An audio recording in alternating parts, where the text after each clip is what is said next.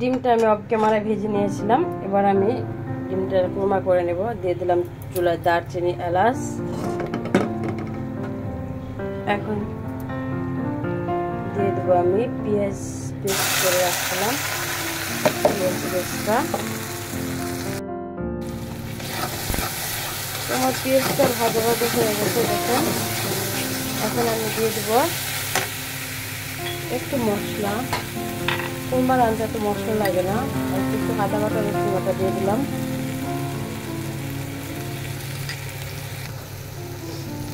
এখন দিয়ে দেবো পানি, একটু পানি দিয়ে দিলাম।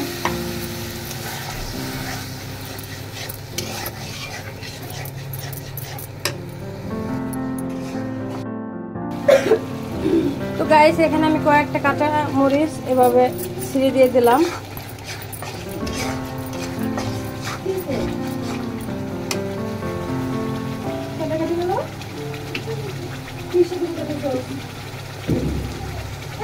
এখন দিয়ে দেবো একটু সস।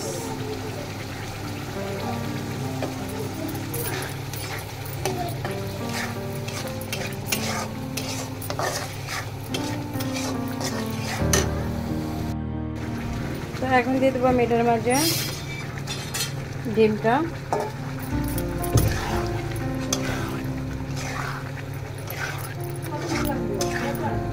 না, এখন দিয়ে দেবো আমি অল্প একটু লেবুর রস।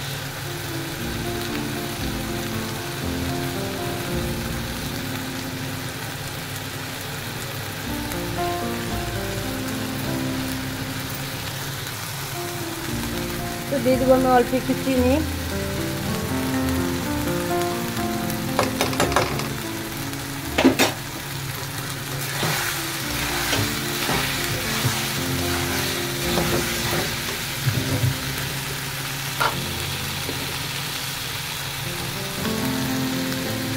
এখন দিয়ে দেবো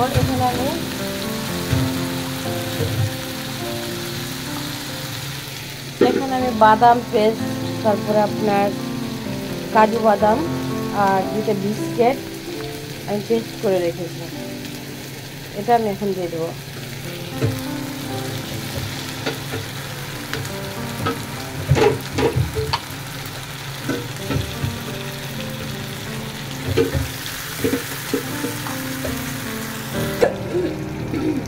তো আমার ডিমের কোরমাটা দেখেন এখন কত ক্রিমি হয়েছে। যারা ডিমের কোরমা ক্রিমি খেতে পছন্দ করেন তারা এভাবে একটু বেশি করে দিয়ে বানিয়ে নিতে পারেন। কারণ আমি এখানে দুটো বিস্কিট দিছি আর দুধ দিছি, গুঁড়া দুধ, আর হলো কাজু বাদাম। কারণ আমার ছেলে মেয়ে এই ডিমের কোরমার ক্রিমটা খেতে অনেক পছন্দ করে। সাদা পোলার সাথে ডিমের ক্রিমটা খেতে খুব ভালো লাগে, রোস্টের মতো। বাট এই জন্য আমি একটু ক্রিমটা বেশি রাখি। দেখেন এরকম হয়েছে এটার ঘনত্বটা। এটা নামাইলে আবার ঘন হয়ে যাবে, হয়ে গেছে, আমি এখন নামাই নেব। তো হয়ে গেল আমার ডিমের কোরমাটা। আমি একটু পেঁয়াজের ব্রেস্তা দিয়ে ডেকোরেশনটা করে নিলাম। তো কেমন হয়েছে বলেন। অবশ্যই আপনারা যারা ডিমের কোরমা পছন্দ করেন এভাবে বাসায়, যারা ক্রিম খেতে পছন্দ করে একটু ক্রিমি করে খেয়ে নেবেন।